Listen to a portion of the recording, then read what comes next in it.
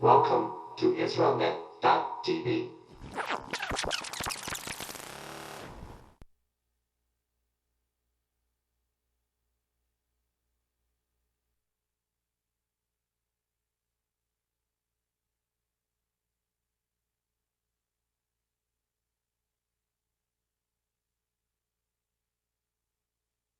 The title of the message today is Simple Words, Simple Decency. And I chose the title because it seems as though the Torah portion is summing up everything within it and possibly everything within the preceding one with really one statement. It says that there should be no indecency found in Israel. The interesting part of that was I did a search. I couldn't find a word for decency. So it's not like I could just flip the word around and get a better understanding. It won't work that way in Hebrew. But it says we are not to have indecency in Israel. Indecency in Hebrew is erva, and that's on your handout, how it's spelled. There's some variations on that spelling because you're working with the root, and so if you were to read in Hebrew, you would find it in different forms. But this is a common form, and you can see that it begins with the letter ayin, which means I. And then it's followed by the letter resh, which stands for rosh, which is your head, your will. It's followed by the vav, which is also a man. And if you can see, which way is that man looking? He's looking toward the he, isn't it? Well, what does the he stand for? The woman. The man is looking at the woman. Now, here's where we might have a problem with erva, nakedness. When the lust of the eyes comes before the will, what you know is right in your head. When your eyes come before your head, when a man looks at a woman, that's when he gets into trouble. Because your head needs to go before your eyes when you are looking at a woman. That is where the erva comes in. Men are more susceptible to sexual triggers that come through the eyes. What they see is what they want, right? Women want a hug. Not that kind of a hug. We want an affectionate hug. We want you to touch us a lot of times in non-sexual ways. And Jimmy talked about that balance last week and how important it is. We have to give a little. The men have to get a little. We have to strike a balance there. But erva, or indecency, also means nakedness. The dictionary, the lexicon definition of erva is physical exposure or nakedness, but it can also mean indefensible or improper behavior. It's some sort of immodesty or some sort of behavior that leaves you exposed in some way. But for men, this word is very important. Erva. Ayin, I see it with my eyes. Rosh, my head is led by my eyes instead of my eyes by my head. Vav, I am a man looking at a woman. I need to be careful. What is indecency? It's nudity. It can also mean shame. implying a shameful exposure. It can be the nakedness of a thing. I didn't put all the definitions on there. It can be improper behavior. It can leave you exposed, undefended, destitute, without money, poured out, or raised. Raised as in raised to the ground, leveled. And you saw that in the psalm today when it talked about Yerushalayim being raised to the ground. She was left naked. She was left erva. So we need to find out what erva is so that we will not have that among us here. Whatever it is, we don't want to have it. The Babylonians had exposed the era, spelled a little bit differently, of Israel. But what did it expose? It exposed all the indecencies, all the erva that led to her destruction. If you have a pattern of indecency, you're asking for trouble. You're eventually asking to be destroyed or razed, completely leveled, so that everyone can see your indecency. Physical exposure that's indefensible, improper. However, like I said, I was having trouble with just the negative aspect, just nakedness. I wanted to know what the flip side of it was. So I looked up what is decent, at least in an English dictionary. What does it mean? Well, what is decent is appropriate. It's well-formed for the task. It's conforming to standards of propriety, good taste, or morality. I think British when I hear that. You know, they're so prim and proper. But that's what decency means. You conform to a standard of good taste or morality. It means modestly clothed. It means free from immodesty or obscenity. It means marked by moral integrity, kindness, and goodwill. I think that's important when we're talking about nakedness, to remember that the flip side of that, to be clothed, to be decent, is to mean that you are marked by moral integrity, that you have kindness, and that you have goodwill toward others. Now remember the previous portion that we had before last week at least, it was talking about how a nation does justice in order to prepare for war. It was a prerequisite for war, for justice to be done in the nation. And that responsibility fell on the kings, it fell on the priests and the judges and the leaders of the cities, the elders, and so forth. But as a continuation of last week's, this Torah portion is going to command you to have justice in your own lives. It has to start in the family, in the home. You as an individual are commanded to practice justice as well, and you can do that by practicing decency, by not allowing indecency to be found in your home. And it lists in our portion several ways that you can practice this decency, where you will not be found erva, or naked, in your behavior. The first was offerings to Adonai. And, we earn our money in different ways. But we should not bring the hire of a prostitute into a holy place. We should not bring that as an offering to Adonai. He says he doesn't want that. Well, I don't think we have any prostitutes here, hopefully. And so, I don't think I need to tell you not to bring your tithe or your offerings into this congregation because you obtained your money through prostitution. But let's expand on that. What about if you gained it through immoral behavior? Do you think he really wants your tithe or your offering if you have gained your money through a dishonest, immoral act? I'll let you decide on that one. He commands us to be conscious of our sexual activity, to practice justice in that area. And we've had a lot of questions about the sexual behavior of a believer. And I have heard some teachers who dealt with sexual behavior very well. It's very Torah. I mean, we can't talk about Torah without talking about human sexuality. A lot of people, though, teach on personal views, or they teach from rabbinic views, or they teach from denominational views. They teach from a lot of different viewpoints, but they are not necessarily teaching from the Torah. And in an area like that, we need to be very, very careful. And we don't need to say more than the Torah says about it, and we definitely don't need to say any less about what the Torah says about human sexuality. And so based on that, without having to use words that would make me blush, we can see from this portion that emissions in the night prevent a man from going into battle. He cannot go if he has had an emission in the night, whatever the source of that emission might be. Just as if he has had conjugal relations, he cannot go into the temple the next day. He has to first wash, immerse himself, wait until the evening, and then he is free the next day to worship as he pleases or to go into battle. But this nocturnal emission, it's a pouring out. And that was one of the definitions of indecency, a pouring out. What is he pouring out? He's pouring out his potential to bring forth life. He's pouring out a life force that the Father has placed within him. And the pouring out is an indecency. So if he has had that pouring out, if he has had that indecency in the night, he may not join the battle the next day.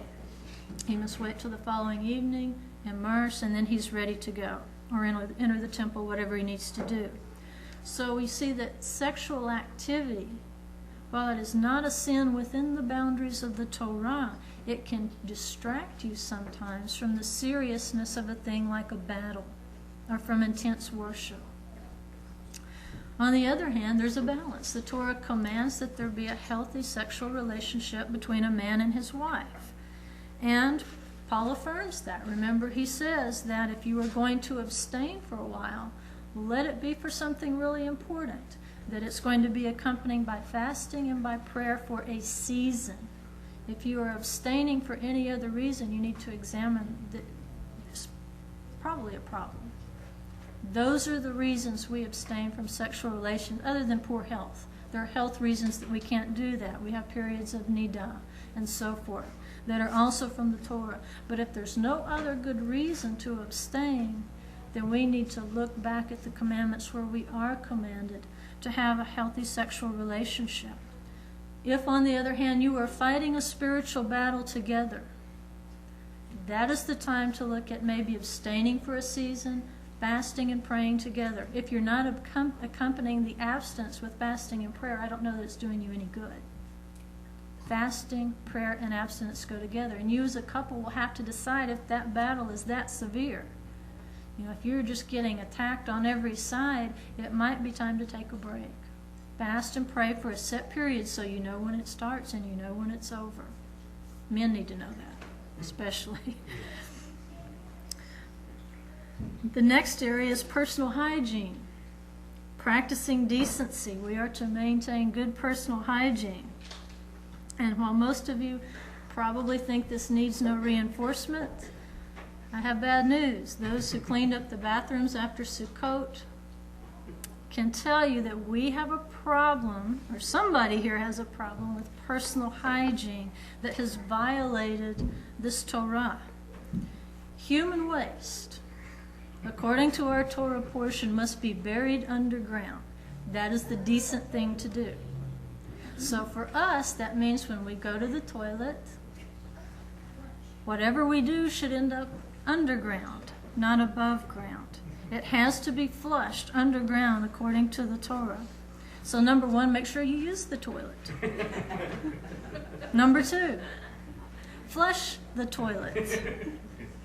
Number one, number two.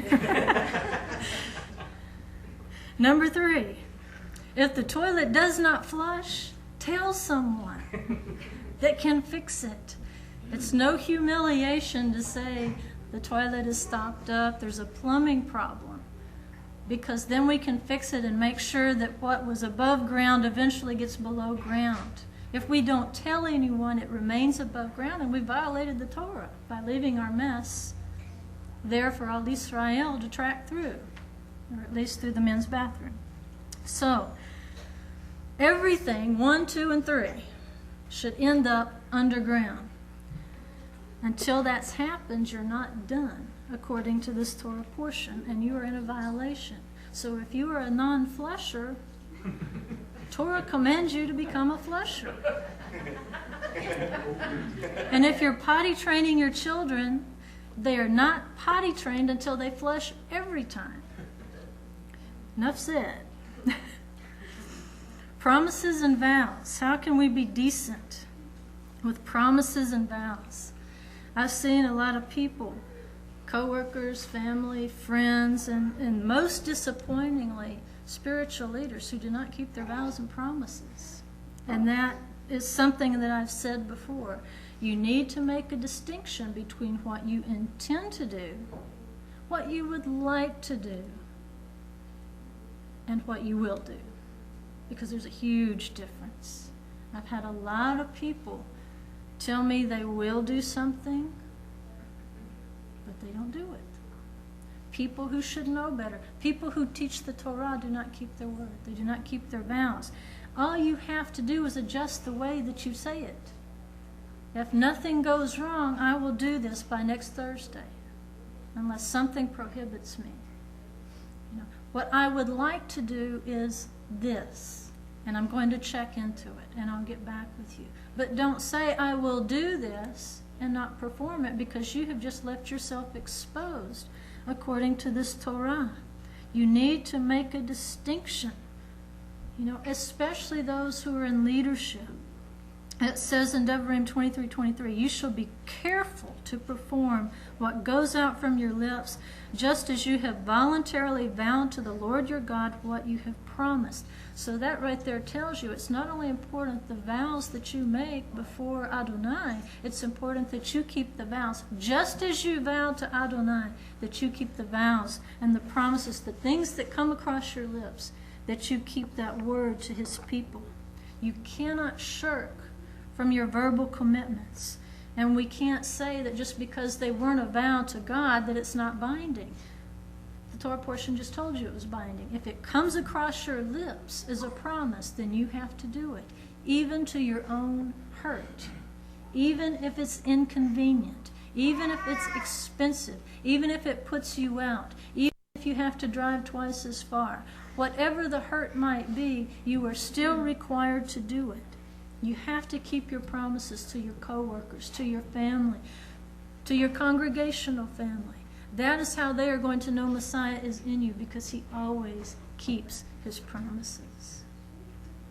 Even your children need to be held accountable. I've seen parents, when I taught high school, parents would allow their children to make promises to do something or commitments to do something, and then when it got boring and they didn't want to do it anymore, or something better came along, they let them go do it.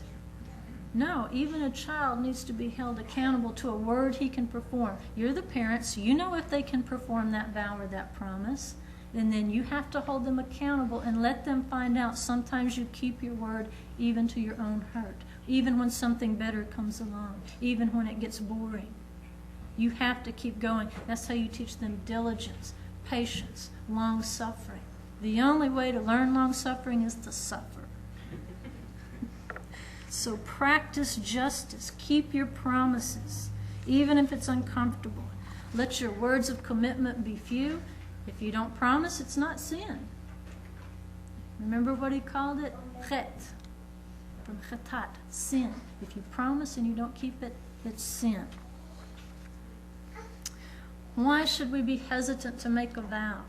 Why is it better to just say what we intend to do, or what we would like to do? Because a vow, if I say, I will do this, you're kind of telling us that you know the future. And you know what your future will be. And you know that you will have the ability to pay that vow in the future. But if you remember from the book of James, James says, if you're going to say that you will do something in the future, you should preface it with, if the Lord wills, we will do this or we will do that. You have to give the Muslims high marks in that area because they precede everything if Allah wills. Do we do that? We will do this, we will do that. But do we say, if Adonai wills, we will do this or that? Only Adonai knows our future. Only he knows our plans in full. He might have let us get a glimpse. He knows enough to keep us on the road. but only He knows what the big picture is. We should prepare ourselves for the future. We should plan for the future. But preparing and planning is not the future. It's right now. You only know what you can do right now. Look at Jephthah's daughter. Look at Jacob's daughter.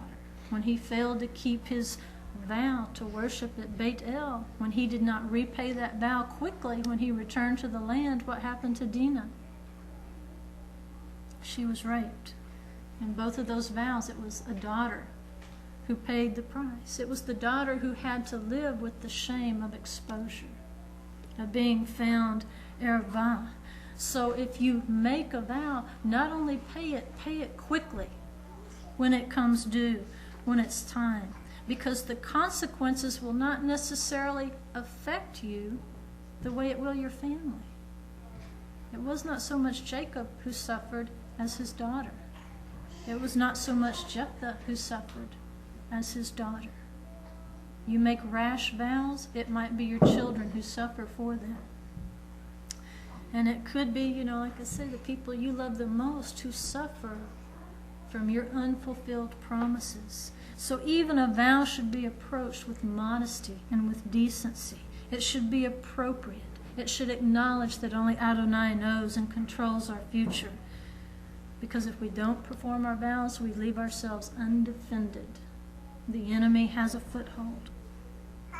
Next is the marriage covenant.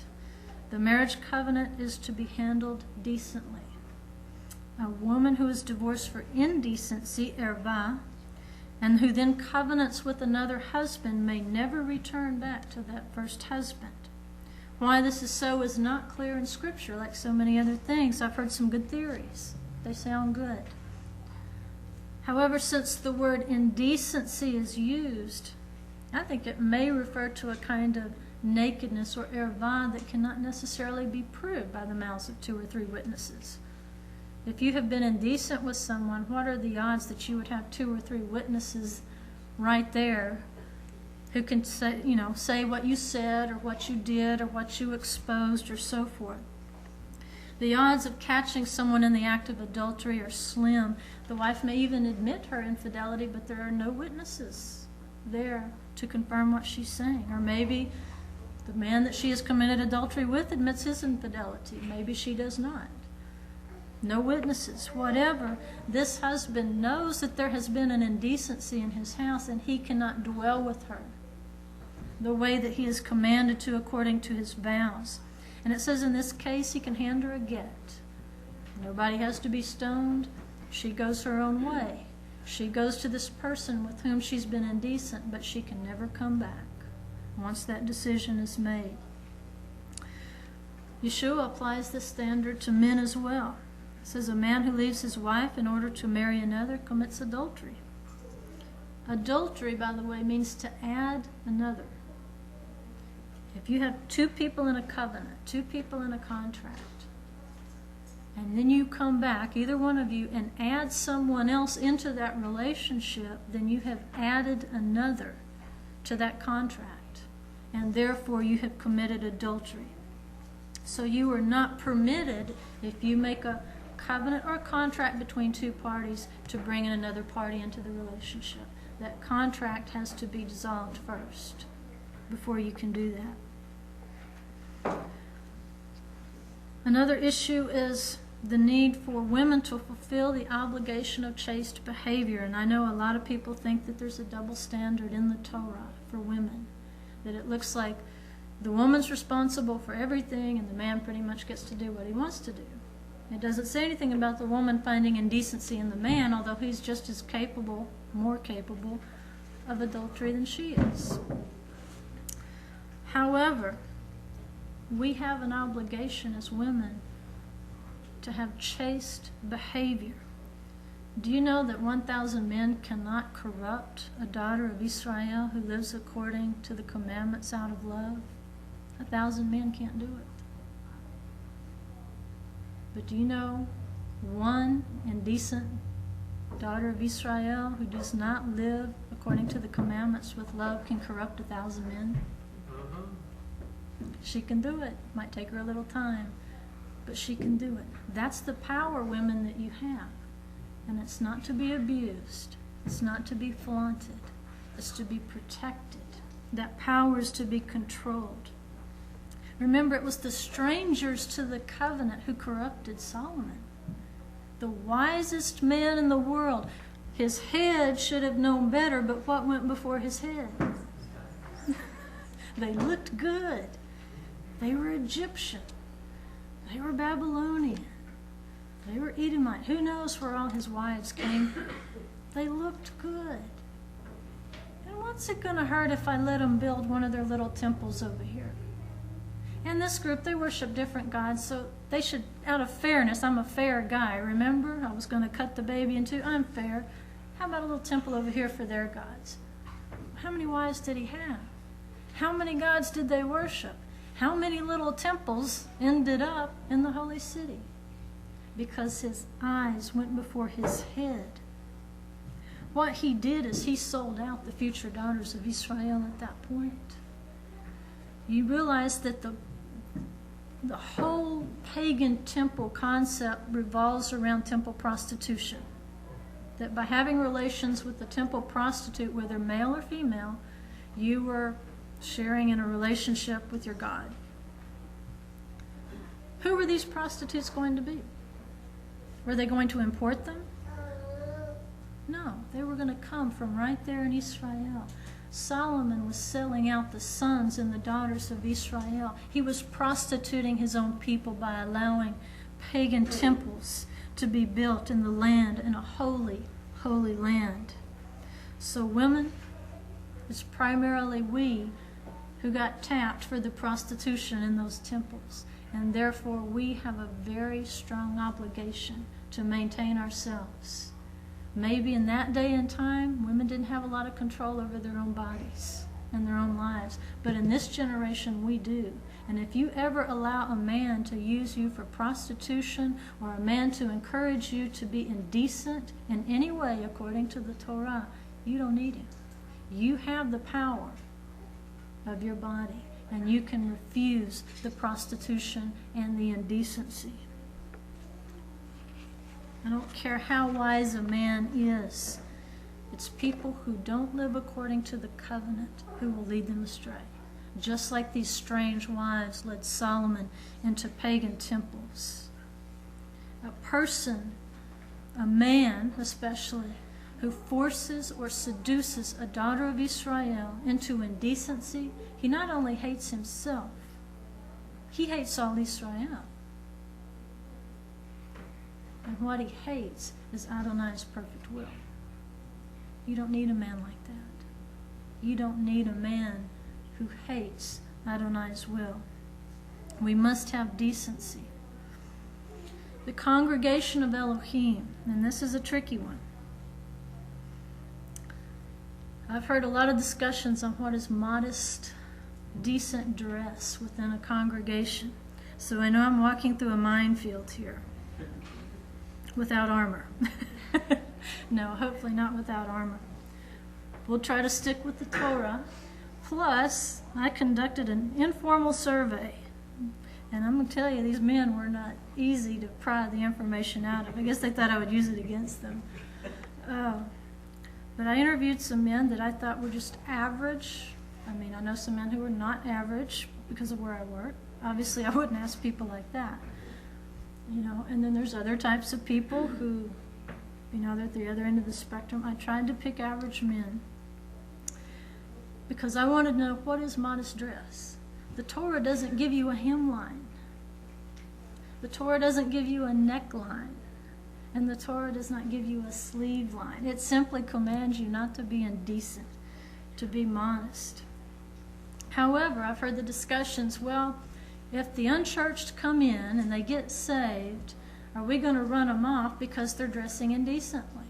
What if they do come in a miniskirt? What if they do come in a thing, tank top? I don't know what those things are. What if they come in like that? Are we going to run them off? And are they not going to know the love of Jesus if we do that? Well, if you have that mode of thinking, I'd like to point you back to the parable that Yeshua told today. You can bid the unchurched to come in. But when they come in, they need to know, and they need to observe, and they need to look around and see how people are dressed. What kind of garments does everybody have on for a wedding? They have on nice, clean garments. Well, this one guy gets in here and he does not have on a clean garment. What happened to him? Out. You give people time to learn. You give people time to learn what erva is.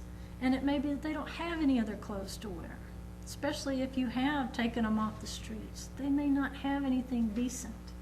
I would rather see someone wear one decent outfit every Sabbath for a year, and that be okay with us, and nobody talk bad about them or think bad about them, than them wear indecent things week after week.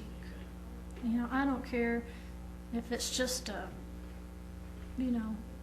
sackcloth. If it covers the essential parts, great. That's fine. However, in this day and time, there's no reason not to go down to Goodwill and find you a very nice outfit for $5. For what you would pay for a meal at Mickey D's, you can buy a nice, decent, modest outfit. We don't want to drive people away, though, with self-righteous thinking about dress, about modesty. Even a poor person, though, can come in here and see if they're dressed differently. That's just basic social skills. You don't need the Torah for that. If you walked into a place and applied for work and you were dressed drastically differently from everybody else in the place, you would turn around, go home, redress, and come back to interview for the job. I don't think we're asking anything harder than that. Basic social skills. But Paul finds jewelry, clothing, and hairstyles that are distracting or that draw attention to the individual. He says these are immodest for a congregational gathering. And like Elder Gibson said, it's not that you can't wear them. It's just that you need to be modest. You need to be decent in what you choose so that you don't come in here with a diamond tiara when nobody else dresses that way. You would definitely have everyone's attention. Things that draw attention away from worship of the Holy One are probably the things that will bring you into a realm of indecency. Remember, we are here for worship. You are here as part of a temple of the Holy Spirit. Your body is a holy, holy thing. And there were parts in the temple that were covered and only revealed to certain people. And the rest of us don't need to see it. That's the pattern that we're following. So we want to bring in our best dress. We don't, if we can't afford to dress nice, bring that sacrifice in. Bring in what is unblemished. But it's your inward clothing that's going to count. That is what is going to count with the Holy One. He wants to know what your spiritual clothes look like. He wants to see that meek and quiet spirit. He wants to see the kindness that is inside of you. But back to, where is the hemline or the neckline? We don't know. It's not spelled out exactly in the Torah. And if one person were to decide what modesty or decency was, it would be imbalanced. Because some people's idea of decency is much more strict than mine. On the other hand, mine is much more strict than other people. Some people, they're like my bulldog. They're naked and they know it not. He doesn't care. He'll roll right over. I'm a boy. He doesn't know he's naked. But as soon as Adam and Eve sinned, they knew they were naked. And that was one requirement one guy put on me. He said, if I'm going to answer your questions, you're going to answer me one thing. And I said, what's that? He said, when women dress that way, do they know they're doing it? I said, well, I don't know. It depends. I would have to say, probably in their heart of hearts, they know that they're exposing themselves. Because Adam and Eve knew. But we don't know. When Adonai made the garments for them, we don't know what they covered and what they didn't cover.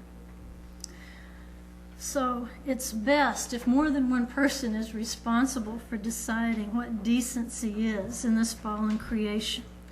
Torah gives us a guide. It says if we are exposed, then we're indecent.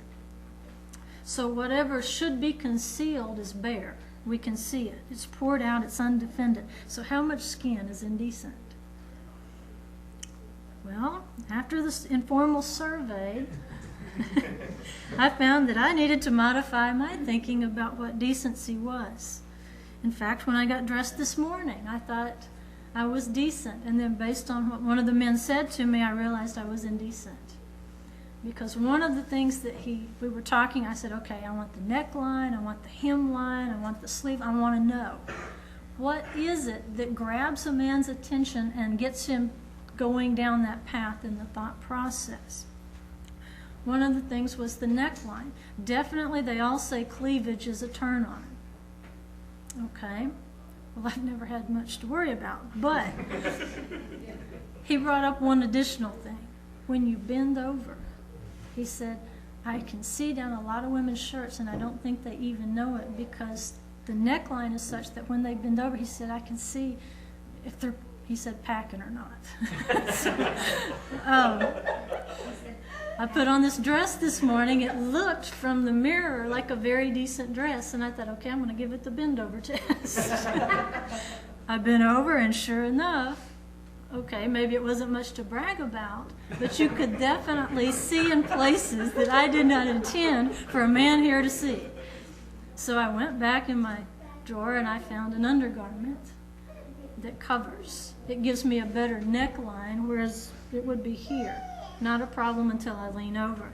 So I have had to modify some things. Maybe that'll make you feel better.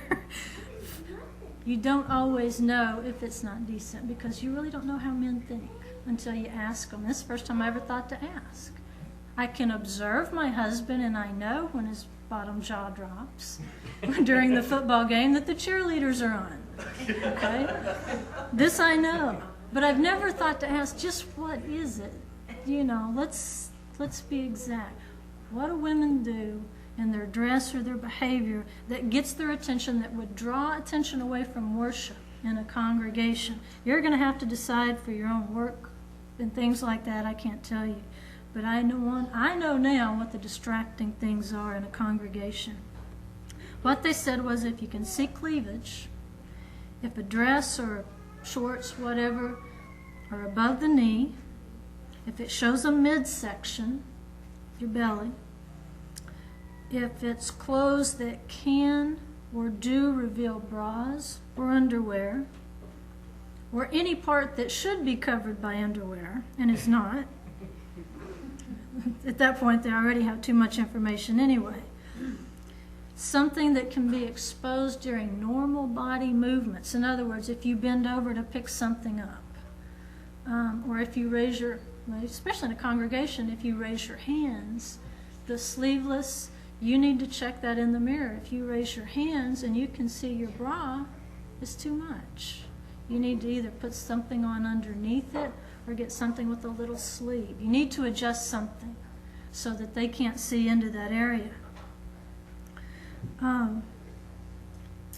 Crossing legs. Apparently the mini skirts are a big turn on when we cross our legs. My mother never let me have one, so I wasn't really conscious of that, but that's a consensus. When you wear a mini skirt and you either bend over or sit down, it's not your beautiful mind they're looking at. Walking upstairs, and now this is Torah, because remember the high priest was commanded to wear breeches under his tunic, because as he walks up the stairs, people can see more than they need to see. So if a man should wear breeches going upstairs, then we should be really careful about our hem length. If you anticipate walking upstairs where somebody could see up your dress, that's a consideration. Think about that. Do you know why in the plantation era of the South, if you look at some of those old movies, they had two descending or two staircases? You ever wonder why they had two staircases? Well, back in those days, the ankle was very sexy. And so the men had a separate set of stairs so that they would not be able to see.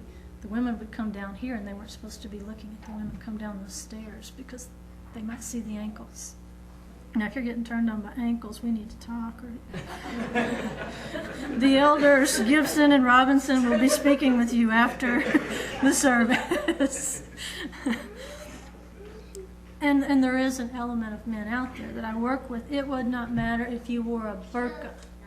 If you covered everything there was to cover, their thoughts, they're impure, they're unclean, and they're going to think things about you no matter how well dressed you are. You can't deal with that. Don't take that burden on yourself. I'm asking you to deal with the average man, especially in here, where we want their attention on worship and on praise and hearing the word. Now the men, we don't want to see your cleavage either. Even your rear end cleavage. Why are you laughing? This has happened. Okay, I know the style is to bag and sag, but this is not the place for you to bag and sag or wear breeches that you outwore 4 years ago. If you drop something and you bend over, and we're thinking plumber, you're indecent. You are exposed, and we do not want to see that in a house of worship. If you're working on your plumbing, have at it. Okay, it's in your own house, your own wife. I don't know what it could lead to, but we don't want to see your cleavage either. We don't want to see your underwear, and that can happen. Men don't much wear midriff outfits, but if you're wearing a short shirt, we don't want to see that. Tank tops are not appropriate for worship. We don't want to see your big hairy underarms laid out on the back of the pew. Okay? Work day, fine. Worship, no. There's no modesty, if any of you are going through a midlife crisis, in leaving your shirt unbuttoned down to your belly. That's indecent, even for a man. For some men, it's more indecent than others. For both sexes. And this is something that I didn't ask about, but the men mentioned, so it must be important for them to actually volunteer the information. Tight clothes. Tight clothes apparently to men are a real turn on. If he's looking at your tight skirt or your tight blouse, he's not praising and worshiping. I can guarantee you he's having a battle. He's having to fight in order to keep his attention focused where it needs to be. So be careful about wearing tight clothes. And there it goes back to bending over. The women who work in a prison have a rule. You never bend over without bending your knees. Just like lifting, they say don't lift. Lift with your knees. Don't just bend over and try to pick something up. It's the same way. It doesn't matter what you're wearing. If you bend over in that position, and especially if your clothes are tight, that's a turn on. So if you have to bend over and pick something up, bend with your knees. If you can, turn your front to him, not your back. That's just common sense. You figure stuff out like that real quick when you work around 1,200 men. Let them help you pick it up. Thank you. Okay? Be a lady. Don't just... And especially if you don't wear the tight clothes. Shorts are appropriate for a child, I think. Like I say, they don't yet have a consciousness. They don't know they're naked, okay? And they're not yet developed into sexual human beings.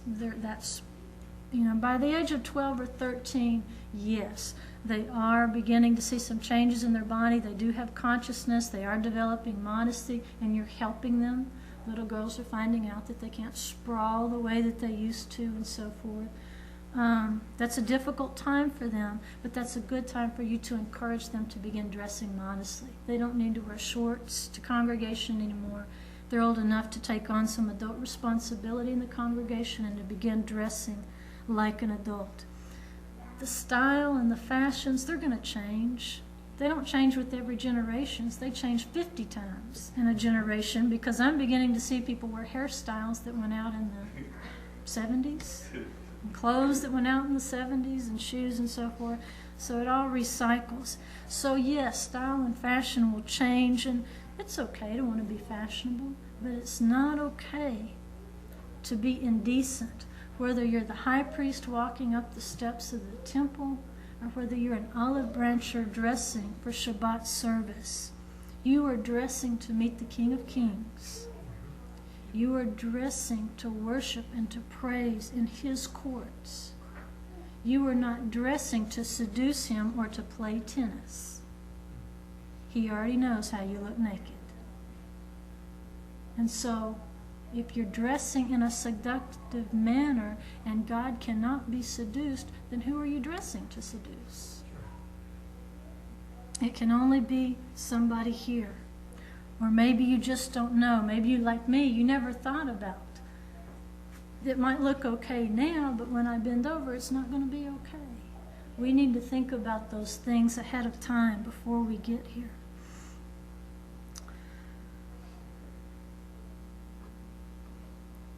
These apparently are the triggers for an average man. It could be different either way. Some men, they'll look at certain things and go, that wouldn't turn me on. Okay, but these, I believe, are average men. If your self-esteem is so low that you have to dress seductively, indecently, then we need to be finding you a counselor, or we need to be counseling you, because you don't have to do that. You're worth a whole lot more than that. You're worth a whole lot more than the price that King Solomon put upon the daughters of Israel.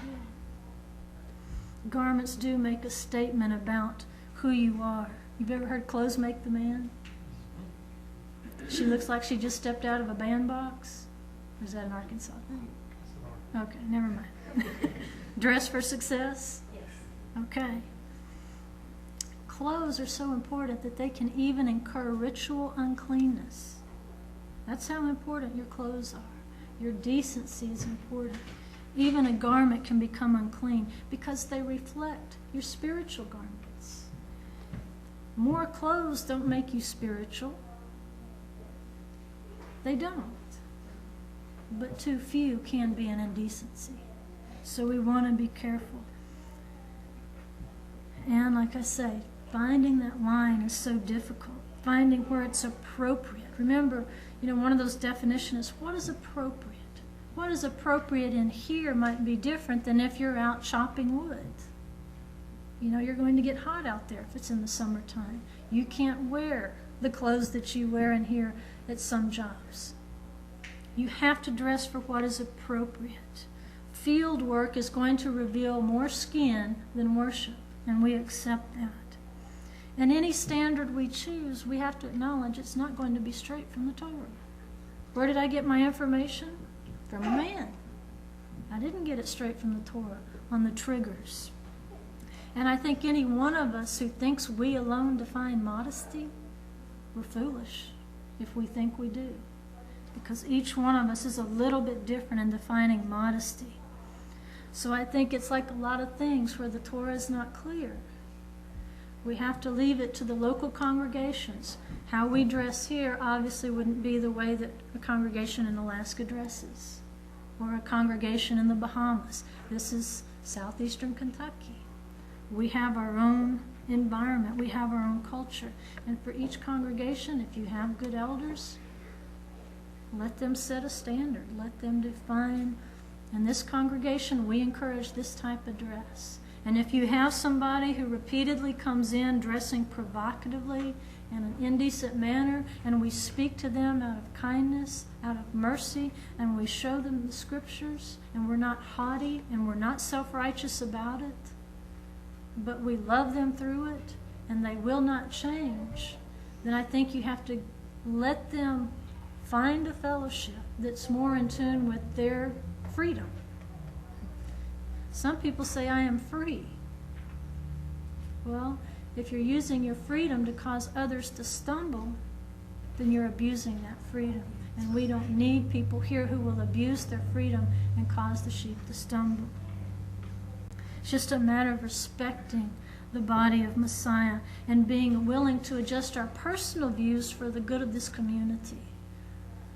You know, where I thought my dress was okay. I didn't want anybody looking down my dress and being distracted. I was willing to modify my dress in order to keep someone from stumbling. Decency, remember, is conforming to standards of integrity, kindness, and goodwill. So we cannot be so self-righteous about it. I'm decent and you're not. How dare you wear that sleeveless dress and I can see your bra? That's not kindness. It isn't. We have to be kind, because where the other person may or may not be dressed indecently, my behavior is indecent. Yes. And I am just as naked as they are. Yes. More. Because your spiritual clothes, that's not a robe of righteousness. In fact, I suspect spiritual indecency is a much more serious offense in the Father's eyes. So let us cover ourselves with kindness, goodness, a meek and quiet spirit, and according to Kepha, a clean conversation. The words that come out of your mouth should be clean, should be decent and modest. We made it through that one. Got a couple more to go here. Next is decency in our conversations and our relationship with those in authority over us and those over whom we have influence. Miriam's leprosy was caused by gossip and bad-mouthing a leader in Israel. So in our conversation, we must be decent. See, she was a leader herself. She had the power to influence others with the words that were coming out of her mouth. She was not modest and decent in her criticism of Moshe and his Cushite wife. It was disrespectful. And when we disrespect one another, like Miriam disrespected Moshe about his wife, then we're disrespecting the Holy One as well. It's very important. You know, I think there are leaders in this movement even. We don't even have to go out and look at the televangelistic world. Even in this movement, I feel like there are some leaders who have behaved themselves indecently. They have exhibited to me some very anti-Torah behavior. But I still have to respect them as leaders. I can teach against a sin, but I can't teach against a person. You can't demonize people who wound you, who hurt you, who do things that disregard the Torah. You have to be careful what you say about other people. You can confront the sin, but you must be aware of demonizing people. If we look at Miriam's sin, Moshe had not sinned himself. There's nothing in Torah that said he couldn't marry a Cushite wife. Nothing prohibited that. It was her personal standard. I don't like these kind of people. So therefore I'm going to speak against him. You know, it's bad when you have to criticize somebody's wife because you can't find anything else to criticize. But it was personal prejudice. It was not Torah. And this wrong attitude resulted in leprosy. Leprosy is a supernatural judgment. Why? Because gossip spreads like wildfire. It's contagious. So are our words. Gossip is contagious.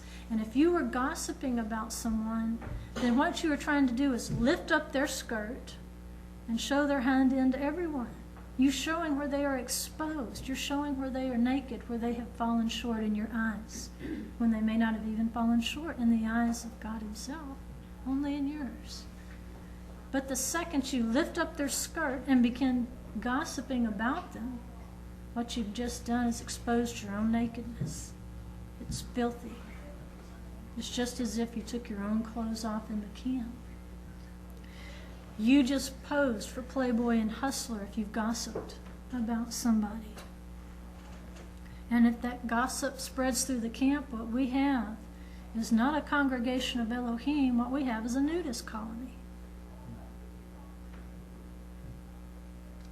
Next is the workplace. We are to be decent in the workplace. This Torah commands a daily wage instead of the weekly, bi-weekly, or monthly wage that we're used to. We're used to getting our check way on down the road. And I would think, if employees consent to this, because there are benefits to it, insurance and so forth, if the employees consent to such a system, I don't have that much bad to say about not paying a daily wage, although with a lot of people it would help them to have a day wage, especially if they're temp workers and if it's a long time between jobs. But there are still ways an employee can create a hardship for their workers. One thing I know that they do is they will hold back the first pay period for processing. They don't need to eat during the processing period. They don't need to put gas in the car to get to work during the processing period. That's holding back wages, and it's anti-Torah. And if there are employers who claim to live according to the Torah who are doing that, they need to stop. Torah is clear about that. Some employers manipulate policies or evaluations so that an employee who is up for a raise or a promotion, they will fix it so that they cannot be given that pay raise or that promotion. Some will manipulate their policies to hold back commissions that an employee has earned. This is indecent in Israel. Some businesses will terminate their employees when they get close to retirement. That's indecent. That's nakedness. Remember, abusing wage earners is indecent because one definition of erba, nakedness, means to leave poor or destitute. You don't treat people that way. Next is slavery. We have instructions that although we understand that slavery was a condition at the time that the Torah was written, Adonai's view of slavery is made very clear in this Torah portion. He says that if a slave escapes from his master, then you are to help him to effect that escape. It is not God's perfect will in Eretz Israel.